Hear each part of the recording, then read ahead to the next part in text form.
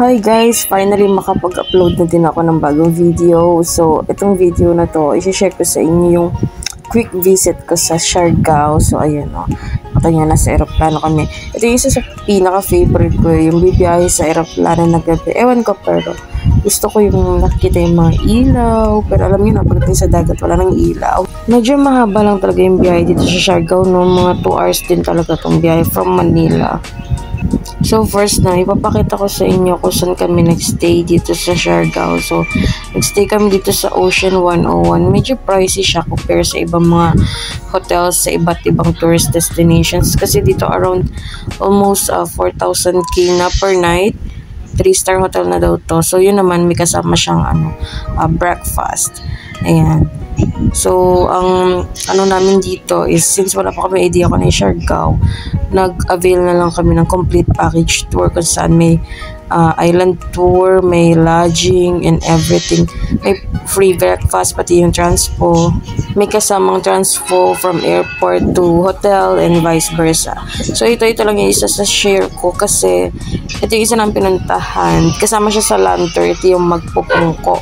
Ibig sabihin daw nung pungko is nakapatong. So, may bato dyan na nakapatong, isang malaking bato. Makikita niyo dyan na habitable pa talaga yung dagat, yung tubig. Kasi ang dami pang isda dyan, no? Makita nyo, buhay na buhay pa dyan yung isda. Maganda to, malamig yung tubig at the same time. Yun nga lang, mabato siya. Kaya ang hirap din minsan pag madulas ka. So ngayon kasi low tide yan, kaya ganyan. Pero sabi nila, pag high tide daw na mas mataas pa dyan yung tubig, yung ibang bato dyan nako-cover pa. Isa to sa nagustuhan ko sa mga pinuntahan namin kasi tinan nyo, dun sa bandaroon, ito medyo kasi maliit pa to eh. Pero dun sa pag-forward ko, makikita nyo, medyo malaki doon yung pwede yung pag-swimmingan doon. Pwede kayong mag-rent ng life vest at saka ng snorkeling materials. Ayun, tamba, goggles, and ayun, basta yun na yun.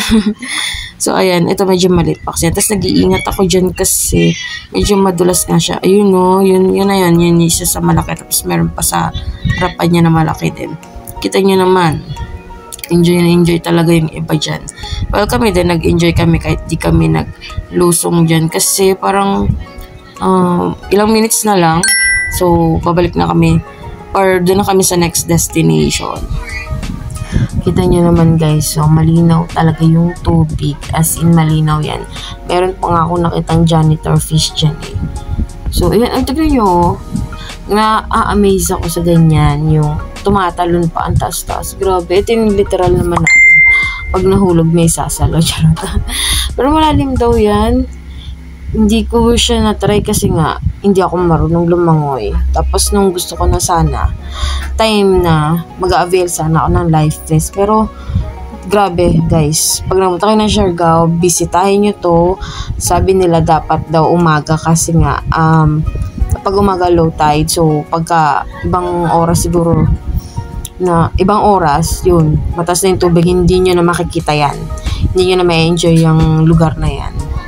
So, yung mga sumunod namin pinuntahan, hindi ko na siya na video, kaya hindi ko na sa inyo mapapakita. Pero, ipapakita ko na lang sa inyo kung saan kami kumakain, kung saan kami nagdi-dinner, kasi medyo mura din naman.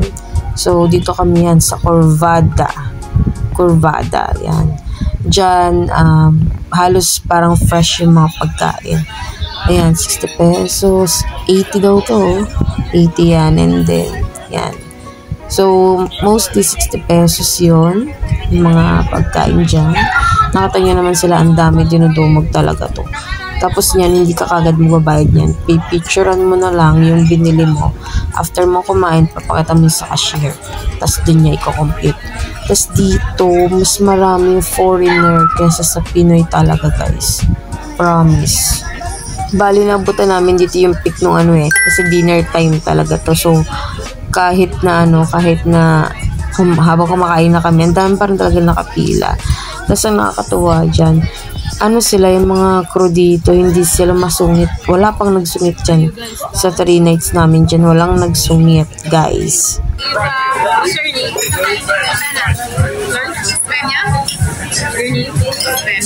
Peña. We have to share. We need more cheers. Oh, I had everything since my last night, so enjoy. Thank you. She's sweet. So much more than me.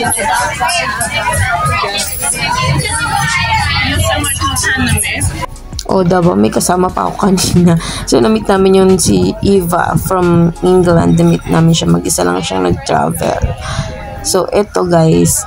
Pipila na kayo dyan para magbayad. Papakita nyo lang dyan yung picture ng kinain nyo. And, nagtatanggap din sila dito ng GCash. Ang dami, grabe dito ng GCash. Nag-accept sila ng payment.